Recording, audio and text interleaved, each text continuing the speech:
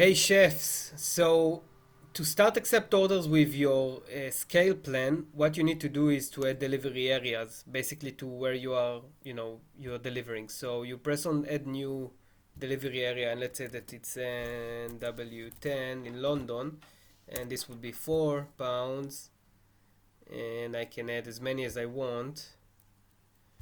Let's say London, and this would be 9. And we'll insert, and now let's see how it look for the client that ordering. So if I'm going to view the website, we just place an order, FeedYu to cart, and then we go to checkout.